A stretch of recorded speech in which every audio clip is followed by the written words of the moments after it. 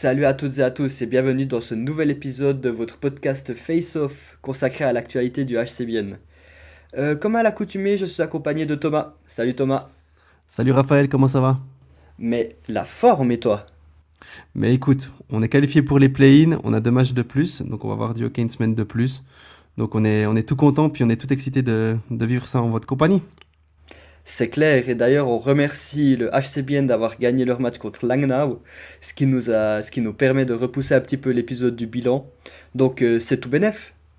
Thomas, je te laisse aller de l'avant donc avec le programme de l'épisode. Alors on est parti sur la même structure que le deuxième épisode, donc on va commencer par les matchs de la semaine. Donc en revenant sur celui de Genève au Vernet, ensuite on s'est attardé un peu plus longuement sur celui contre les Tigers à la maison qui nous a offert la qualification. Et on a aussi touché un petit mot du match contre Davos qui n'avait pas forcément une grande importance. On a fait une petite section qualification pour les play-in. Et puis ensuite, on se projette sur le play-in donc contre Berne. Et puis ce derby jeudi à la Tissot et samedi à la Postfinance Arena. Et on finit par les actus hors glace. Bon, Thomas, je te propose qu'on passe à la partie principale de notre podcast. Tout d'abord, est-ce qu'on ouvre déjà le champagne ou bien on attend un petit peu? Voilà, je crois qu'on va attendre un petit peu de sortir l'ours avant de fêter quoi que ce soit. Même si ça faisait vraiment plaisir de voir la Tissot Arena en feu samedi. Mais avant ça, il y a eu le match à Genève. Je te propose qu'on commence par ça. Très bien. Est-ce que qu'est-ce que t'en as pensé toi de ce petit match du côté des Vernets? Bon, alors on savait de toute façon que c'était pas le match le plus important de la semaine, même si on se dit toujours que, bon, comment dire, tu vas jouer, à chaque fois que tu vas quelque part, tu vas jouer pour gagner. Mais globalement, Bien n'a pas eu trop vent au chapitre. Je crois qu'on est sur une défaite 5 buts à 3, mais il y a eu, je sais plus exactement, mais il y a dû y avoir un 5-0, un 5-1 à un moment donné. Donc ouais, Bien n'a pas eu trop droit au débat. Donc bah, malheureusement défaite, mais ouais, il y avait Genève et puis il y avait Bien loin derrière, malheureusement, j'ai trouvé. Et puis toi, qu'est-ce que t'en as pensé? Alors, sur l'ensemble du match, je pense que c'est pas volé, même si je pense qu'il y avait la place de faire mieux. On a l'ouverture du score de offert. Et ça nous place dans de bonnes conditions.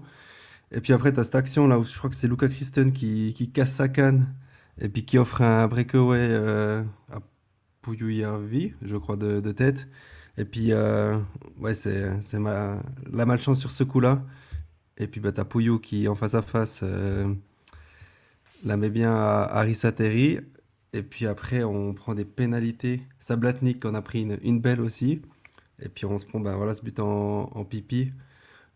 Et Sablatnik après qui se rachète en allant marquer un but un peu de la même manière, un peu en breakaway, sur une petite erreur de la défense genevoise.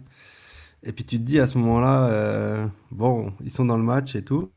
Et puis après, il y a le tournant du match où on se prend ce but en box-play. Et enfin, qu'on offre ce breakaway, encore des breakaways, toujours des breakaways.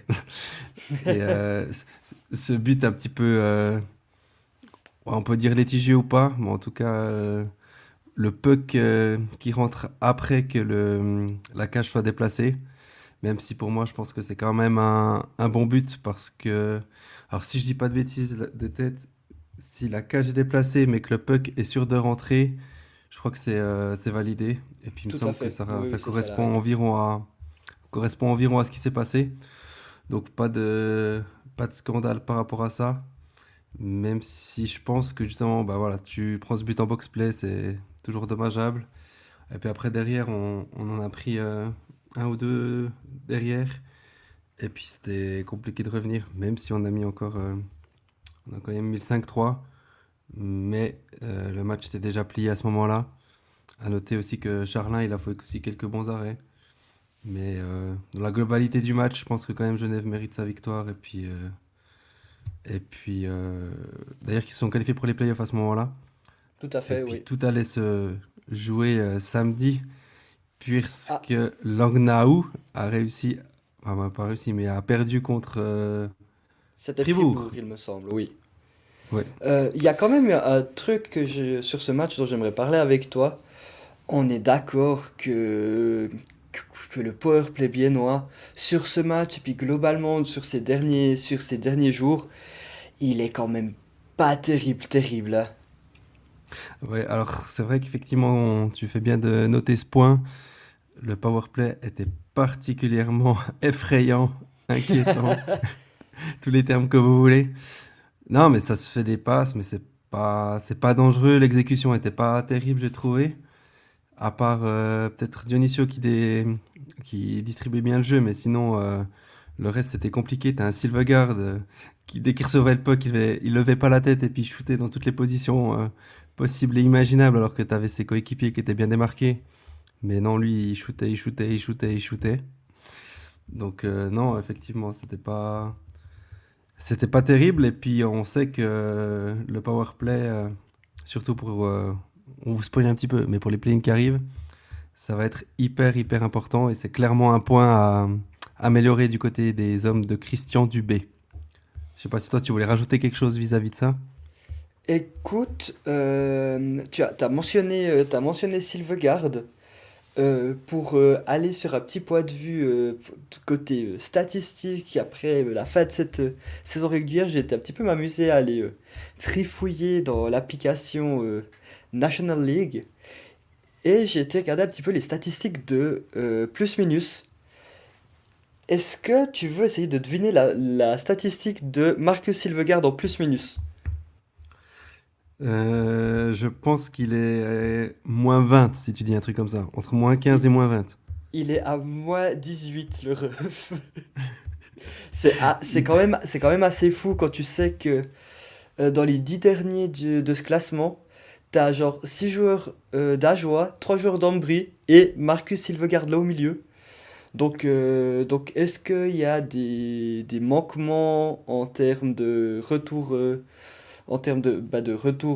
retour défensif, ou bien est-ce qu'il y a une mauvaise motivation? Je sais pas, mais j'ai trouvé cette statistique assez folle en sachant que ouais, c'est vraiment le dernier dans cette stat de la ligue du reste du monde. Tu enlèves Ambry et puis Ajoie qui font une saison vraiment pas terrible.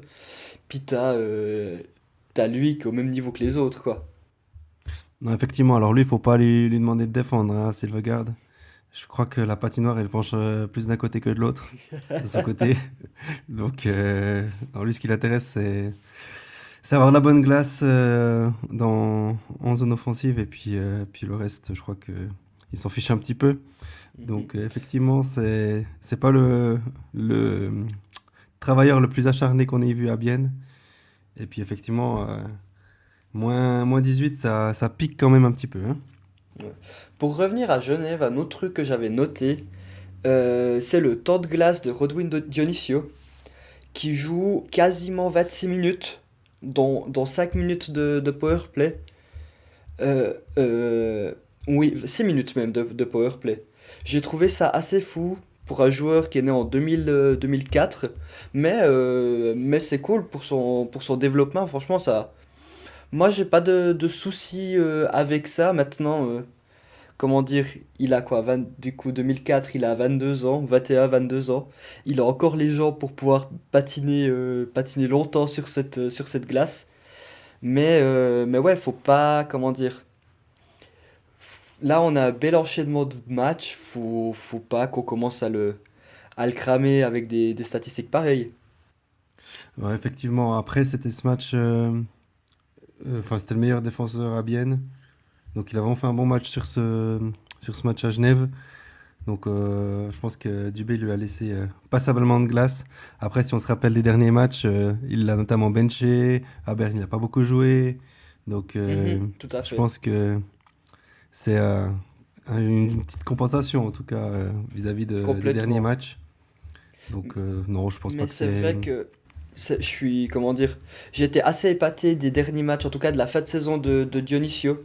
Je l'ai trouvé globalement très bon. Donc ouais, ça c'est chouette. Et puis bah, comment dire, ça fait du bien d'avoir un défenseur qui peut amener du poids et puis un allant offensif pour essayer d'aller marquer des buts parce que le reste autrement c'est assez compliqué en termes de d'impact offensif. Oui, et on finit là-dessus, mais il est en fin de contrat à partir de la saison prochaine. Donc, si Faudra déjà Stoney. voir Faudra déjà voir qu'ils repartent pour NHL parce qu'il fait quand même une saison statistique qui est assez forte. Donc je pense, enfin, je connais pas exactement les contrats, mais j'imagine qu'il a un contrat two-way pour repartir s'il y a de l'intérêt. Donc ouais, affaire à suivre. Ouais, bah, de toute façon, avec l'accord avec la NHL maintenant, il y a juste une date limite, mais je crois que c'est en juillet ou en août, je sais plus exactement. Où jusqu'à cette date limite, ils peuvent partir en NHL gratuitement. Donc, t'as toujours ce risque-là. Après, je pense pas. Honnêtement, je pense pas. Je le vois pas repartir cette saison. Enfin, je pense qu'il restera la saison prochaine.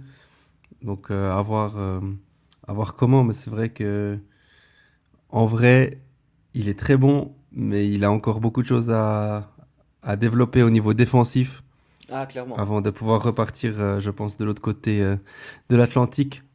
Donc ça ne m'étonnerait pas. Enfin, et je pense que ce serait bien pour son développement qu'il reste encore, allez, une, deux, voire trois saisons à Bienne, qu'il arrive genre à 23, 24, voire 25. Je pense pas que c'est rédhibitoire après de partir à cet âge-là en NHL. Donc ouais, j'espère qu'il va rester à Bienne et puis qu'il va pas partir à la concurrence. Mais ça, c'est de l'histoire, c'est du futur. On verra bien ce qui va se passer ben, du coup prochainement. On Ouais. passe à ce merveilleux match contre Langnau, On ce passe à Langnau. festival. Alors, Joli. Bah, je te laisse commencer. Qu'est-ce que t'as pensé du match? est-ce qu'on peut juste faire un petit point et se dire qu'est-ce qu'on en pensait après le premier tiers entre nous? Franchement, ça sentait vraiment, mais vraiment pas bon. T'avais Euh, je- tous c'est- les ingrédients qui étaient posés sur la table pour que ça se passe mal, non? Non mais c'est clair, je t'ai envoyé la statistique qui a été après corrigée, mais le 16, comment dire, j'étais pas au stade pour voir le match, donc je l'ai vu à la télé, la Ligue qui annonce un 16-1 pour Bienne au niveau des tirs au but avec le 1-0 de Langnau, tu, euh, ouais, c'est une farce quoi, tu te dis qui c'est qui nous joue un mauvais tour pareil. Donc ouais, T'as- c'était assez c'est ouais, commençait à se faire peur, mais finalement bah ça a pas trop mal déroulé par la suite. Bon, t'avais le Bolthauser aussi qui s'est dit en mode Genoni jusqu'au milieu du deuxième tiers, qui arrêtait tout. Donc t'avais vraiment tous les ingrédients qui faisaient en sorte que ça pouvait mal se passer. Un gardien qui touche les étoiles, et puis une efficacité insolente devant le but adverse. Donc effectivement, après le premier tiers, on n'était quand même pas serein, faut quand même qu'on se le dise. Même si bien entre nous, enfin, faisait vraiment un bon premier tiers. En tout cas, ils ont bien commencé, beaucoup d'intensité, beaucoup d'occases. Je pense qu'il a Tout à juste fait. manqué de la mettre au fond, au passage sur ce premier tiers. Après, on passe au reste du match. Mais Oui. Yannick Stampfli, je veux juste le mentionner, il nous a posé un classique là sur le premier tiers. Il y a un jeu parfaitement préparé, concocté, je crois, par Elias Anderson qui lui fait une passe aux petits oignons. Il est, je crois, presque tout seul devant le but.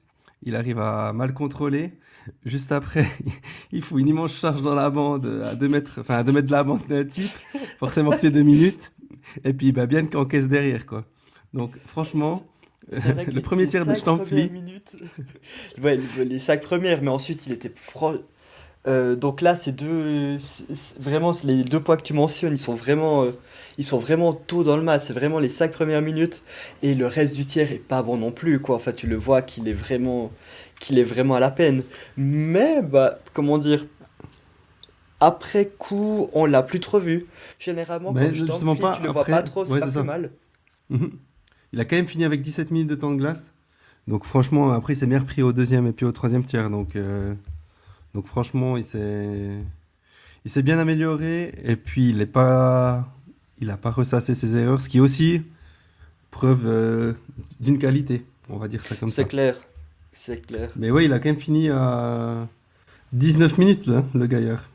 Oui, en même temps, on a quand même, comment dire, il me semble que là, les temps de jeu sur ce match ont été beaucoup mieux lissés. Euh, comment dire, avec des défenseurs qui jouent globalement à peu près tous le même temps de jeu. On n'a plus de Dionisio qui est beaucoup trop haut, là il est à 17 minutes. Et globalement, ouais, même au niveau de l'attaque, hormis la quatrième ligne, on a tout le monde qui est vraiment entre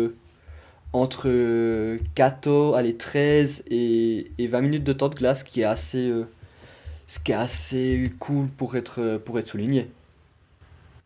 Effectivement. Non, effectivement, le temps de jeu a été plus que bien équilibré.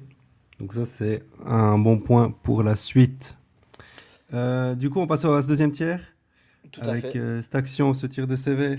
Et, et, Jere Salinen qui a marqué un but. Est-ce que ce serait Fantastique. pas magnifique? Est-ce qu'on Jere serait pas sur Salinen, quelque chose? le sauveur. Est-ce qu'on serait En pas vrai, sur quelque chose de c'est assez rigolo d'historique? parce que Salinen, je sais plus, mais il y a quelques saisons, c'est aussi lui qui marque un doublé pour qualifier l'équipe pour les playoffs ou quelque chose comme ça. Donc, Salinen, quand ça compte, il met toujours son petit but pour rappeler que, je peux être sur la feuille de match aussi, de temps à autre.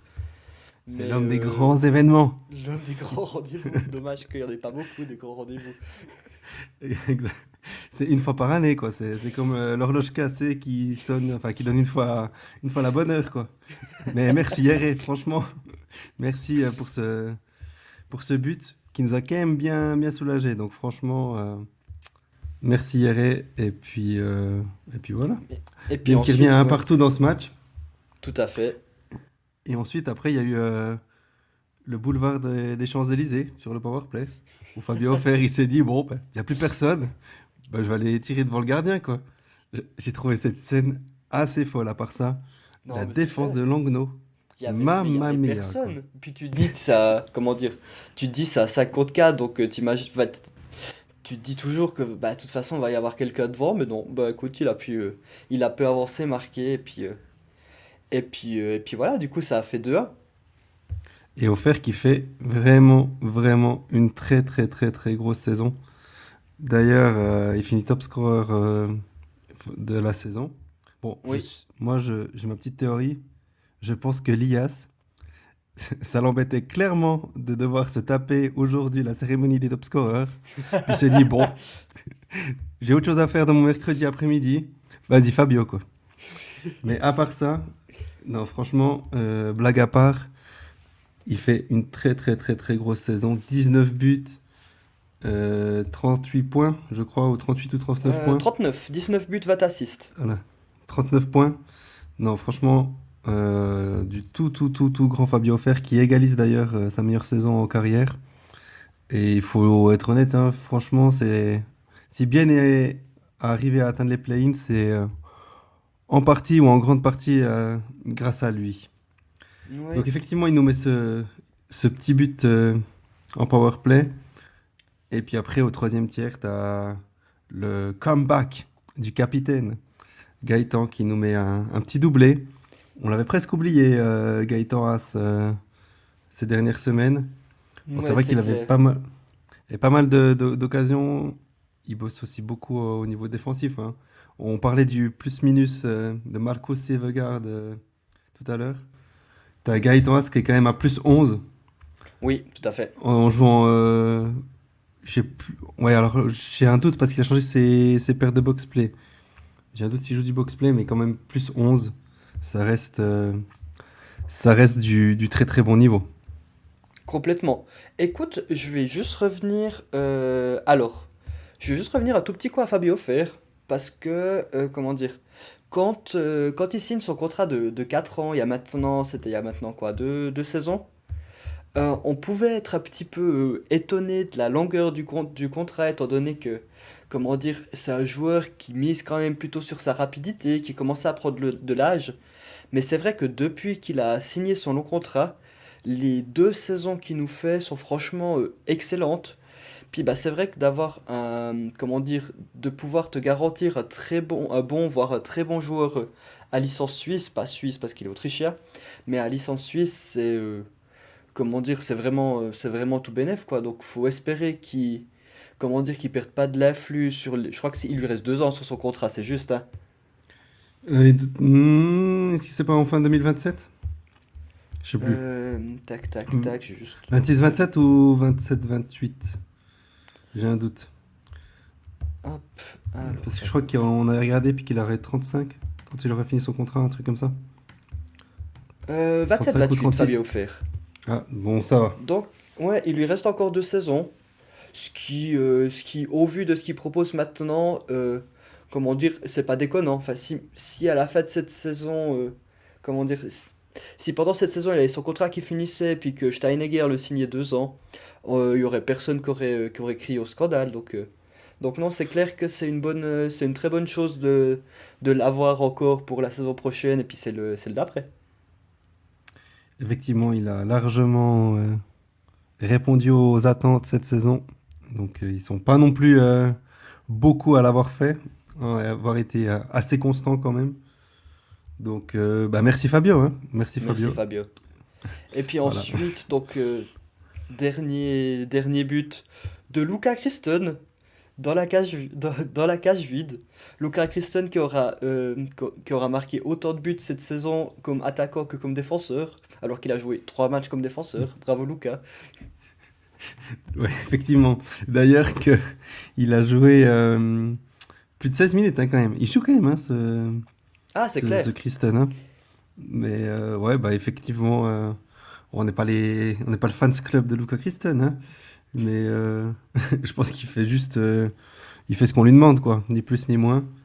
Et puis voilà, écoute, franchement, c'est typiquement le genre de joueur où je suis là en mode, ouais, j'ai pas forcément d'avis, d'avis vraiment très tranché sur lui. Enfin, il fait son job au niveau défensif. Il a tenu son quatrième ligne, ni plus ni moins.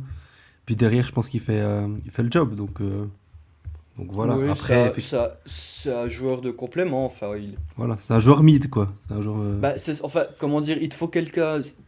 C'est un profil qui est pas plus mal parce qu'il te faut quelqu'un pour aller dépanner au centre, un petit peu plus bas dans l'alignement, il est là. Il te faut quelqu'un pour dépanner sur une troisième paire défensive, bah, il est là aussi.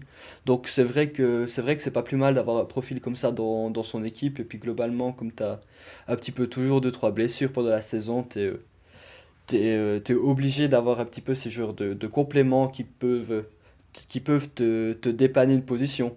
Puis bah, l'avantage c'est que Kristen, comme il a 2 casquettes, ça t'évite de payer peut-être un attaquant de complément et puis un défenseur de complément en plus, quoi.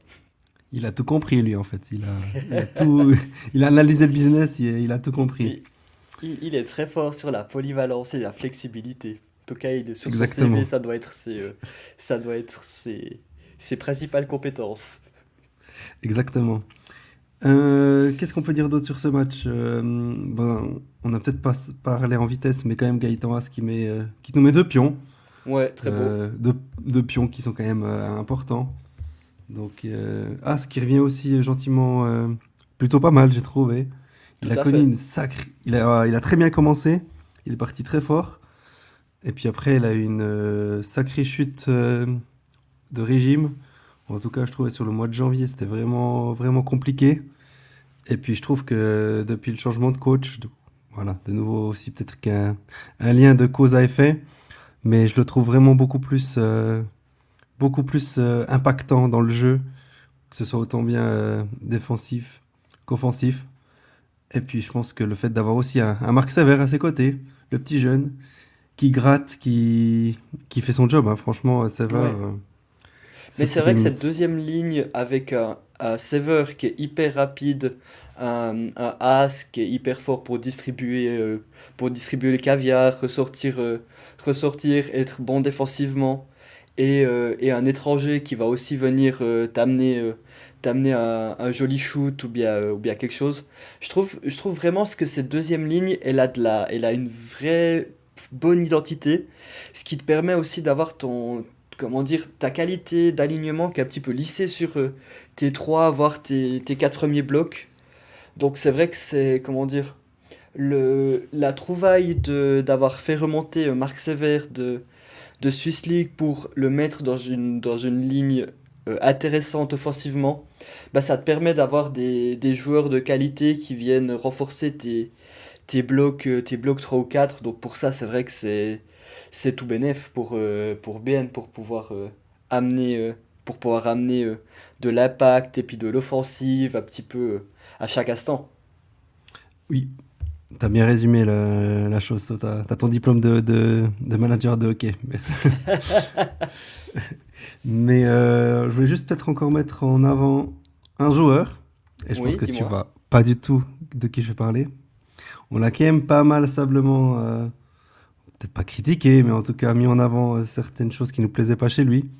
Le match de Yannick Sablatnik, depuis 2-3 matchs, franchement, s'il peut juste enlever ses pénalités bêtes, je trouve qu'il apporte vraiment quelque chose sur cette 4. Il amène beaucoup d'énergie. J'ai une image en tête où il y a un puck qui est chippé au fond et t'as Sablatnik qui patine, mais genre, tu sais, sur NHL en fois 2, tu vois le type qui, comme une fusée, qui touche le puck, qui vient de s'écraser contre la bande. Je pense qu'à 50 km, il s'est pris la bande dans la tronche. Il se relève, il va aller checker encore un ou deux, il va encore s'embrouiller avec le banc adverse. Lui, c'est quand même un joueur, je trouve, au niveau de l'énergie, au niveau de déranger l'adversaire. Et puis, il a quand même un bon shoot. Il sait quand même marquer des buts, même s'il en a mis que 3 cette saison. Donc, non, j'aime assez bien finalement cette fin de saison qu'il est en train de nous proposer sur cette quatrième ligne. Non, c'est vrai que ça, comment dire, c'est un bon joueur, c'est un joueur un petit peu du profil de Julian Schmutz, à venir mettre une bonne charge de temps en temps, à venir presser, à venir un petit peu ennuyer ses adversaires à la relance. Donc c'est vrai que sur un quatrième bloc ou éventuellement à l'aile d'un 3, il te fait pas mal de bien. En tout cas, il t'amène cette dimension physique et puis intense qu'on a forcément besoin dans ces équipes. Et puis qu'on aura encore plus besoin lors des play-in. Tout à Est-ce que tu fait. vas encore rajouter un truc par rapport à ça? Peut-être juste mentionner que Seteri a fait Je pense un qu'on ou va deux pouvoir... gros arrêts Ouais. par rapport au match contre Langnau, même si là on n'a pas eu des masses à faire, mais il a fait le job qu'on lui demandait de faire. Oui, tout à Donc, fait. euh, donc voilà, un bon match aussi du gardien qui a fait les arrêts au bon moment, et c'est ce qu'on lui demande. Et puis je pense qu'on pourra en parler, on va pouvoir parler Oui, un on va peu en du coup reparler, après de hein. Davos. Et puis après je te propose qu'on fasse un petit segment sur la qualification biennoise. Et puis comme ça on pourra pouvoir revenir un petit peu sur Langnau qui était l'adversaire de Bienne. Ouais, on pourra faire ça. Du coup, on passe en vite fait le match de contre Davos. Oui, qui était Euh, honnêtement un match de remplissage. Enfin, comment dire, il fallait jouer le 52e. Tout le monde a déjà la tête au play-in, voire au play-off. Donc c'était vraiment, comment dire, on doit le jouer parce qu'il faut le jouer, mais si on peut éviter de blesser des types, on va pas se gêner. Tu voyais que c'était un match qui comptait pas vraiment. non, t'as juste à regarder le line-up et puis t'as compris le match, quoi. Davos qui jouait sans Stransky, sans Anderson, enfin, sans une pellée de joueurs. Ils avaient mis aussi le gardien étranger qu'ils avaient engagé. Nous, Oui, on s'est quand même permis de mettre Ofer, Rayala, Sateri au repos, avec Luis Janet dans les buts. Donc ça, c'est... Heureusement, ils ont fait ça comme ça, puis donné un soir off à Harry Sateri. Donc pour ça, c'était bien. Après, effectivement, le match, c'était pas grandiose, même si je trouve que ils font pas un mauvais match, hein. Ils font pas un mauvais match. ah, Si tu regardes dans les clairement. stats, si tu regardes les stats, il est bien à plus d'expected goals que Davos. Davos qui a eu pas mal de réussites, bien qui s'est un peu buté à ce nouveau gardien finlandais. Et puis on est quand même obligé de le mentionner. Même si c'est pour lui, c'est pas facile de rentrer dans un, enfin, d'avoir un match tous les 2 mois.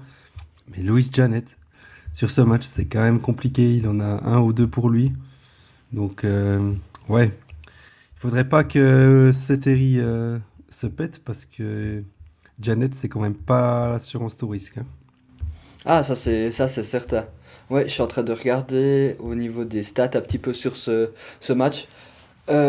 Après, bon, c'est clair que Bien a forcément court après le score tout le match. Donc c'est sûr que, comment dire, Davos, à un moment donné, ils ont juste pu voir venir. Et puis Bien n'a pas été vraiment très, très transcendant. Il y a une chose qui m'a... Ces derniers matchs où j'ai trouvé que Bien shootait énormément, mais ça se traduisait pas forcément... Enfin, shootait énormément, mais les expected goals montaient pas des masses. Enfin, je pense qu'il y a une volonté de notre ami, son nom Christian, m'échappe. Christian Dubé, notre ami merci. Christian Dubé. Tout à fait. Il y a une volonté chez lui de shooter énormément, mais enfin, pas forcément de shoot très, très dangereux où tu es sûr qu'ils vont finir au fond. Mais, euh, mais Effectivement, c'est je trouve vrai que. il y a pas mal de jeux en... Enfin, déjà, il shoot de toutes les positions, donc ça change par rapport à l'autre. Et puis, Mhm. des fois, il cherche un peu trop le but parfait, et puis ça manque encore un peu d'aller dans le slot, je trouve. Même Ouais, c'est vrai si aussi. le volume offensif, quand même, créé est quand même largement positif. En tout cas, c'est largement plus que sous Martin Ah, bah, après, Philander. tu peux pas comparer, comment dire, tu peux pas comparer la nuit avec le jour, hein, tout à fait. Avec Philander, c'est vrai que c'était, c'était compliqué, puis c'était vraiment peinant à observer. Donc non, là, enfin, comment dire, la comparaison, elle peut pas se faire, enfin, elle se fait pas avec Philander parce que le jeu proposé était mauvais. Mais, mais ouais, Après, moi, pour juste dire. sur ce match, donc ils ont perdu 5-2, machin, en sachant que de l'autre côté, tu as Berne qui a perdu à Fribourg. Est-ce que l'avantage de la glace, est-ce que finalement, Bienne aurait pas dû être un petit peu plus, je sais pas si c'est forcé, mais en tout cas, est-ce qu'il Un n'y avait peu pas plus finalement mieux à cravaché. faire pour aller chercher quelque chose? Parce que franchement, ce Davos-là était dans des petits, était en chaussons, hein. Franchement, ils ont joué sur un pata et demi. Ils ont eu beaucoup de réussite, on l'a dit, Mhm. mais ouais, je me pose la question, si tout d'un coup on n'aura pas des regrets dimanche soir, est-ce que, je sais pas, c'est une question que je Ap- pose. Après, c'est pas une Est-ce qu'il n'y avait pas série comme la c'est un terre? match aller. Ouais, Pardon, ouais. Mais comme c'est une série, c'est pas une série, c'est un match aller-retour, je me dis que ça a quand même un peu moins d'incidence. Le fait de commencer ou de finir à la maison, que si tu dois de toute façon aller en gagner un à Berne, tu vois. Après, comment dire, la réponse, on l'aura samedi à 22h30 si on s'est fait éliminer ou non, quoi. Donc c'est un petit peu ça. C'est attendons de voir et puis au moment des résultats, tu sauras si la stratégie que tu as fait, elle était bonne ou bien elle était pas bonne. on est toujours plus malin après, effectivement. Tout à fait. On est bon pour ce match contre Davos, donc effectivement, nous, il n'y a pas grand-chose à ajouter de plus, si ce n'est que vamos à la play-in. Ouais, tout à fait. Conclusion, on est qualifié. Incroyable. Et ça, est-ce qu'on s'y attendait? Pas du Oh, tout, pas du absolument. tout. Bah, quand on regarde les statistiques, c'était quoi comment dire, pendant la pause olympique, selon les projections d'Analyse Data, bon, là, on a dû le dire dans un des derniers épisodes, mais c'était genre une chance sur quatre qu'on se qualifiait, quelque chose comme ça. Ouais, on avait genre 28 ou 27%, je crois. Ouais. Mais maintenant, moi, ma question, Thomas, cette qualification, est-ce que c'est vraiment bien qui se qualifie ou est-ce que c'est Langnau qui nous sort une fin de saison absolument catastrophique et qui arrive à s'éliminer de la course? Bon, ouais, je crois que la réponse, elle est quand même...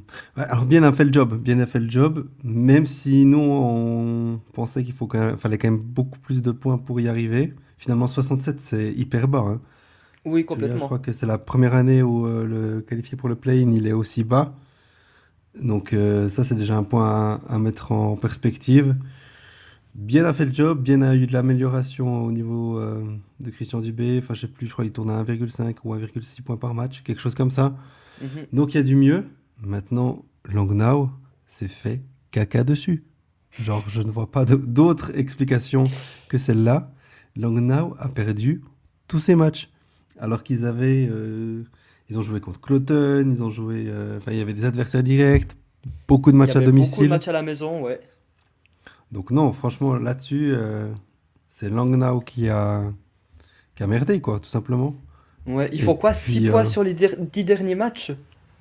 si, je crois quelque chose comme ça, ou Ouais, 9 ou mais 10 ça, 9 défaites sur les 10 derniers matchs, ou un truc comme ça. ouais, quelque chose comme ça, ouais. Puis ils vont chercher, ils sont allés chercher de temps à autre un point en prolongation. Mais comment dire, quand tu veux jouer le haut du, enfin, rien qu'une qualification, tu peux pas finir une saison pareillement. C'était vraiment, on n'est pas loin de la faute professionnelle du côté de Langnau. Surtout qu'ils étaient, enfin, comment dire, ils tenaient le couteau par le manche parce qu'ils étaient vraiment, comment dire, à la mi-janvier, ils étaient vraiment en train de se battre pour jouer le top 7, top Top 8. 8, top 8, ouais, ouais, ils étaient 8e, je crois, à 2 points de rapide ou un truc comme ça. Ouais, ouais, ils étaient De devant tête, Tsug, par exemple. exact.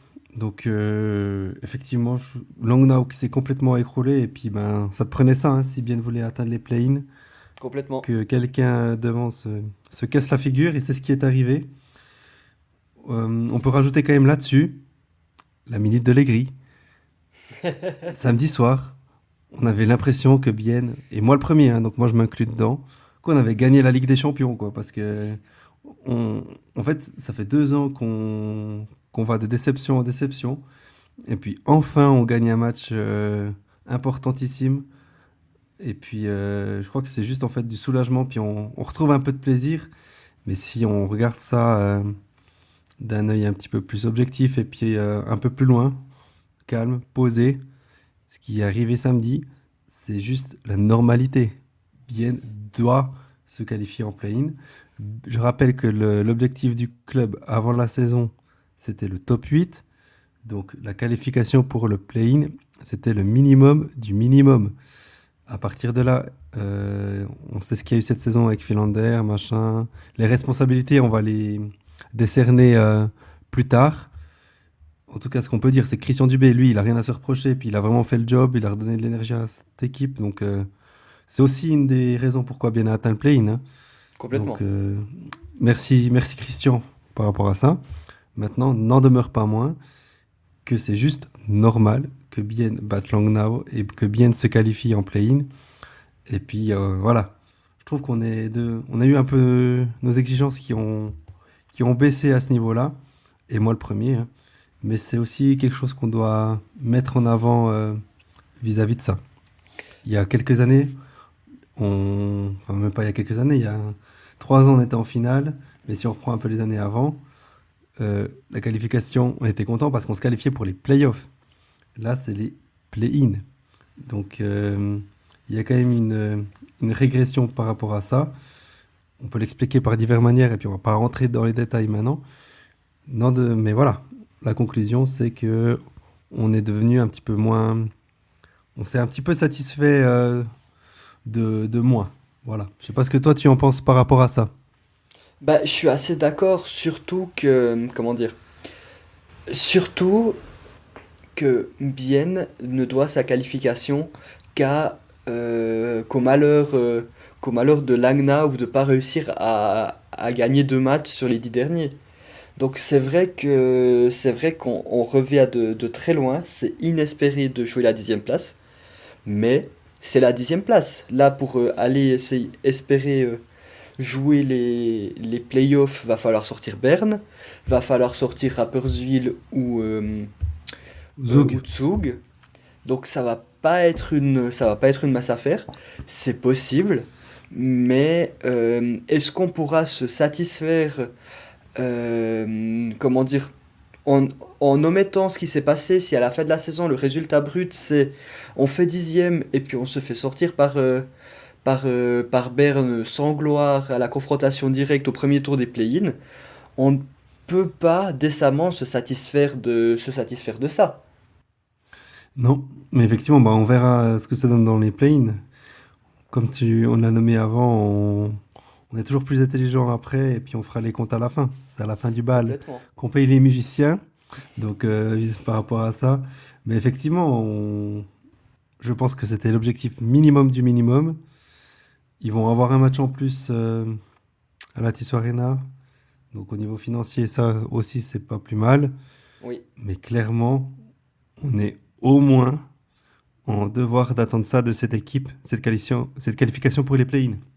J'ai même lu que dans leur contrat, il y aurait un malus s'ils ne se qualifiaient pas pour les play-ins dans les contrats des joueurs. Donc peut-être qu'il y avait aussi ce petit aspect-là, même si j'y crois pas vraiment. Mais oui, effectivement, c'est le minimum du minimum, cette qualification pour les play-ins. On passe à la projection on- contre Berne. Les tout à Bernes. fait. Tout à fait. Donc avec donc le premier match demain à la Tissot. Et puis le retour explosif à la Post Finance Arena samedi soir, ça va être pas mal. Est-ce que, bon, déjà toi, au niveau de l'adversaire, Berne, bon bah c'est le voisin. On a gagné le dernier match, mais c'est vrai qu'on n'est pas sur une très bonne série contre cet adversaire-ci, hein. Non, effectivement, bon, c'est un derby. Je sais pas. J'aurais préféré peut-être avoir une autre équipe qu'un derby. Alors, je pense que tout le monde est content que ce soit un derby parce que la patinoire sera full, ça va faire de l'argent. Et puis de ce point de vue-là, c'est positif. Maintenant, sur le sportif, euh, ça va être chiant hein, de jouer contre ce SCB version Sellers avec les 5 gars qui seront devant le but et puis qui vont attendre notre erreur.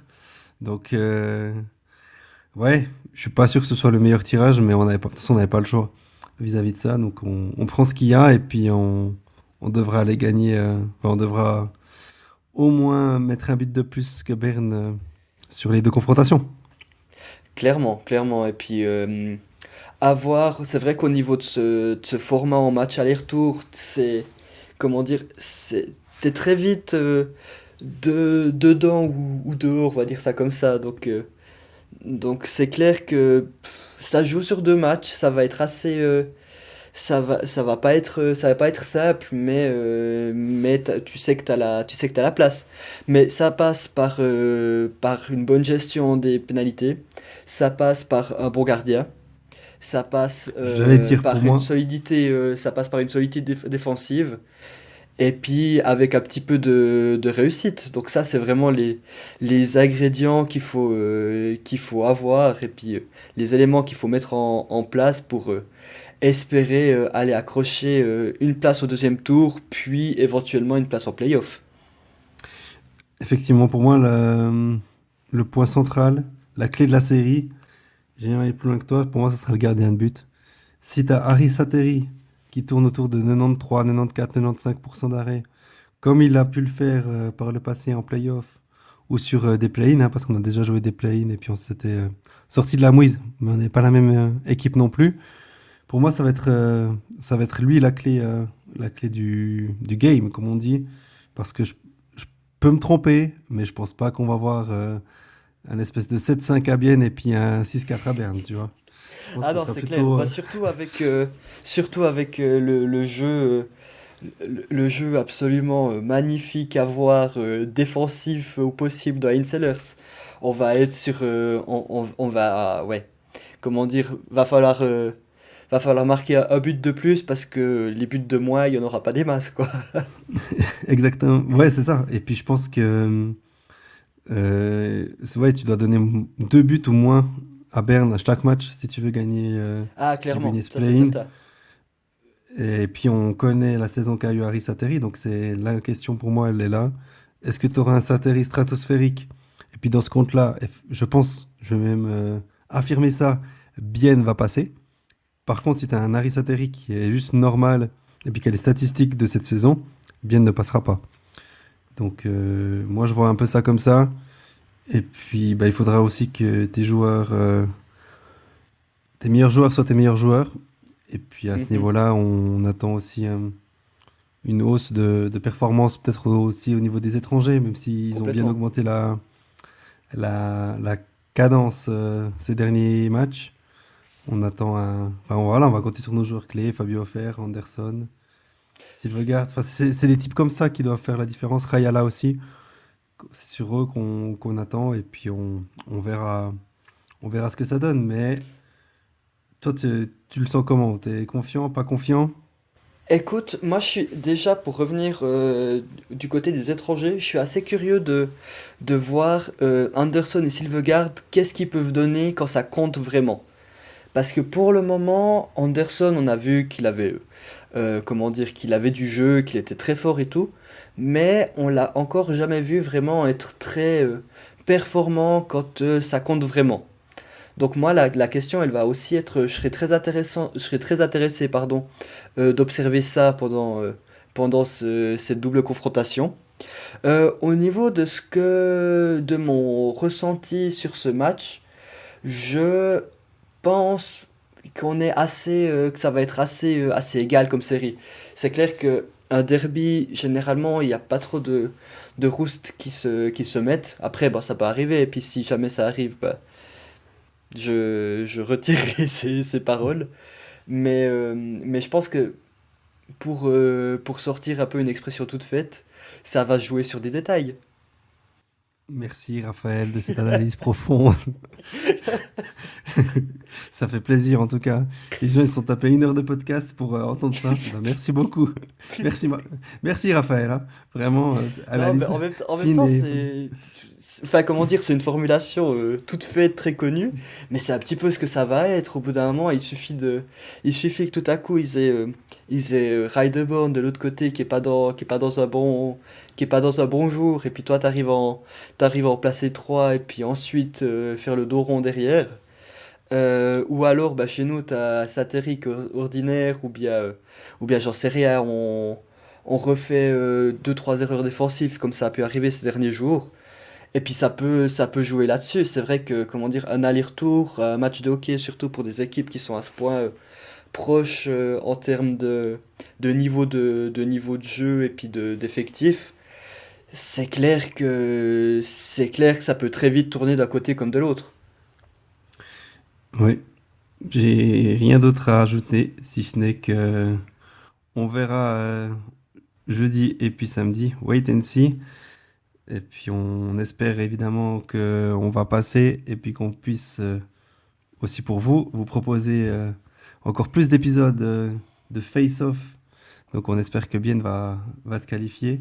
Mais voilà, c'est du 50-50 et on verra de quel côté la La pièce pièce tombe. va tomber samedi soir autour de 22h30 à la Post Finance Arena. Exactement. Écoute, on passe un petit peu. Enfin, il y a deux actus hors glace, mais on va juste les faire en vitesse. La première, donc, c'est Cédric Eshbar qui débarque directement de Bâle pour jouer la fin de saison à Bienne. Je suis pas sûr que ça va révolutionner l'effectif. Maintenant, comment dire, on a vu qu'on pouvait être un petit peu léger derrière depuis la blessure de Grossman. Je crois que c'était contre Genève avec la maladie de Buren. On s'est vite retrouvé à devoir un petit peu bricoler pour aligner six bons défenseurs, pour aligner six défenseurs corrects de National League. Donc ça t'amène un joueur en plus dans l'effectif. Maintenant, comment dire, j'en attends pas grand-chose pour cette fin de saison. Toi, je sais pas ce que t'en penses, Thomas. Bon, il va pas faire lever les foules, hein. Je vais pas payer mon ticket pour aller voir Cédric Eshbar. Franchement, bon, on en a un peu discuté quand c'était sorti. Je vois pas trop le sens, honnêtement, je vois pas trop le sens. On a assez de jeunes en fait qui viennent du cru.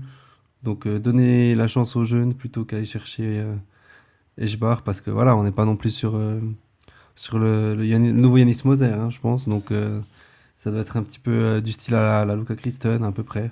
Je me vois un petit peu le truc comme ça. Donc voilà, moi j'aurais préféré qu'on garde enfin qu'on donne du temps de jeu à nos jeunes, mais par contre, si on devait aller chercher un défenseur, qu'on aille chercher un type avec plus d'expérience, c'est ça qu'on a besoin. Pour moi, c'est pas forcément un Cédric Eshbar du côté de Bâle. Je n'ai pas l'impression que c'est lui qui va te faire changer quelque chose. Donc moi j'aurais préféré qu'on aille chercher un type style, je sais pas, il y a un Dario Troutman qui est encore en fin de contrat. Il y a peut-être un Schlumpf ou un type en tout cas qui puisse nous donner, enfin en tout cas amener un petit peu d'expérience dans cette équipe-là. Donc effectivement, moi j'aurais préféré qu'on signe plutôt un type avec plus d'expérience. Après, à tout moment, ils vont encore le signer, hein, c'est possible. Mais voilà, je pense que ce que je peux rajouter de plus, c'est que il va remplacer joueur par joueur. Gaël Christ du côté qui va partir, je pense lui du côté d'Ajoie définitivement. Ouais, très Donc clairement. je pense que ce sera un échange Eschbar-Christ. Bon, voilà, ça va pas changer grand-chose à la Tissoire Arena, selon moi. Pour donner un tout petit peu de crédit quand même à Eschbach, moi je l'ai vu jouer l'an dernier le play-out entre Ajoie et Viège. Je l'avais trouvé très bon. Maintenant, c'est est-ce qu'il était très bon parce que c'était Viège en face et puis bah, quand t'as un minimum de vision de jeu et puis que t'as des mains qui sont pas celles d'un manche à balai, ça, on a tout de suite l'impression que t'es incroyable. Ça va, ouais, c'est à voir. Faudra voir ce qu'il donne sur cette double confrontation contre Berne, s'il est sur la feuille, ça c'est certain. Et puis, ouais, wait and see. La deuxième information qu'on a vu passer, c'était aujourd'hui sur Swiss Apps. Euh, Ce serait que Bien serait intéressé par un étranger sur le marché des transferts, Emil Peterson, qui joue actuellement, c'est à Brinas, c'est juste, ou bien c'est à Trimka? Trimka, exact. Trimka. En sachant que Bien est en recherche d'un centre étranger pour la saison prochaine. Donc, comme on vous l'avait annoncé au micro de Face Off, Salinen ne sera pas reconduit, Otanen ne sera pas reconduit. Donc, il nous manque un étranger devant. Et effectivement, Bien serait intéressé par Emil Peterson. Il y a Bern aussi qui est dessus, il y a Langnau qui est dessus. Donc voilà, un joueur qui est drafté au sixième tour, je crois, Mhm. mais qui a jamais joué NHL, qui a gardé un petit peu, enfin, qui a joué beaucoup dans son championnat de Suède, environ une trentaine de points par saison. Ouais, Euh, c'est la saison ouais, dernière qu'il a vraiment monté où il est à 45. Là, il est quasiment un point par match. À Timra, ouais, pas Trimka, Timra. à Timra. Ok, bon, on va y arriver. À deux, on Ouais, va y arriver. à tout dire. Mais en fait, le truc, c'est que je me dis que Langnau est dessus, et Langnau, ils ont toujours des bons étrangers. Mhm. Donc je me dis, si Langnau est dessus, il y a peut-être un moyen que ça peut être une bonne pioche. Après, moi, je me dis toujours, est-ce qu'un jour à Bienne, on n'aura pas un type, tu sais, qui sera enfin, qui joue plus en NHL, mais que la saison passée, il a une vingtaine de points, style un Zadina, un Puyu ou des mecs comme ça, qui sont libres seulement à partir du mois de juillet, août. Et puis, Mhm. est-ce qu'une fois, on aura quand même la chance d'avoir un étranger de ce calibre? Je me pose la question, Ouais, parce que en tout cas, ça c'est on connaît pas assez Emil Peterson pour dire, mais est-ce que c'est vraiment le bon choix ou pas? Ça, j'en sais rien. Franchement, je peux pas te le dire par rapport à ça. En sachant que, par exemple, un Silvegaard était aussi à un point par match en Suède. Et puis, alors, c'est pas le même type de joueur, on est d'accord, mais cette saison, c'est quand même plus que mitigé. c'est Donc, bon.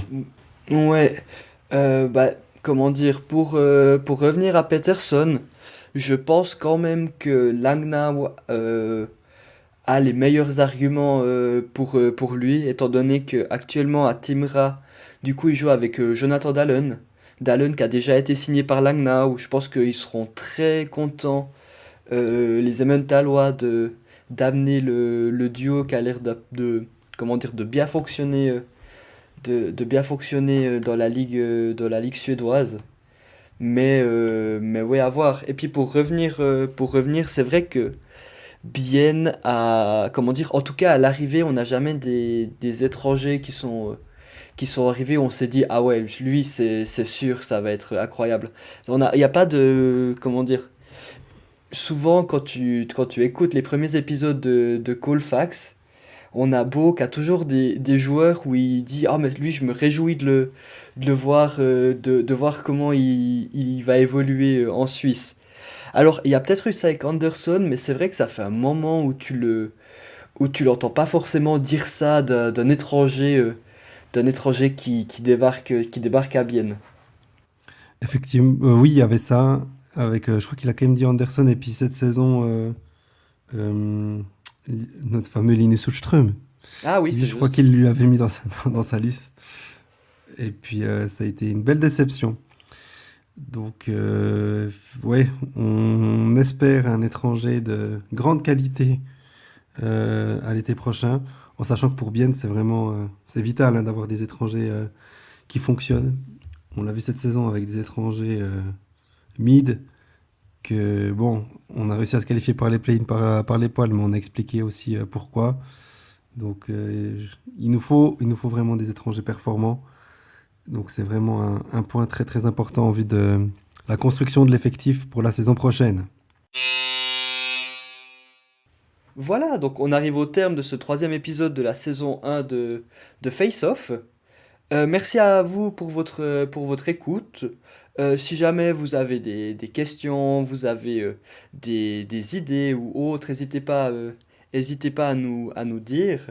L'épisode sera disponible donc sur Spotify, sur YouTube, et on est encore en train de regarder un petit peu pour les autres plateformes. On est en train un petit peu de regarder les possibilités pour le mettre sur Apple Podcasts, sur d'autres choses. On vous tient au courant par rapport à ça. Thomas, je te laisse continuer. Oui, alors on est toujours disponible sur nos réseaux sociaux, Instagram, Facebook, Twitter. Donc n'hésitez pas à interagir avec nous, à partager le podcast. C'est comme ça qu'on aura le plus de visibilité et c'est comme ça que vous pouvez nous aider. Donc un grand merci aux personnes qui le feront. Au niveau du prochain épisode, on ne sait pas encore exactement quoi, comment. Il faut qu'on coordonne nos agendas. Est-ce qu'on va essayer de faire un épisode entre les deux play-in, après le play-in? Enfin, voilà, on regarde comment. Ça dépendra aussi de l'évolution de notre cher HCBN. Et puis voilà, en attendant, profitez bien de ces deux matchs contre le SCB. Et n'oubliez pas, vamos à la play-in!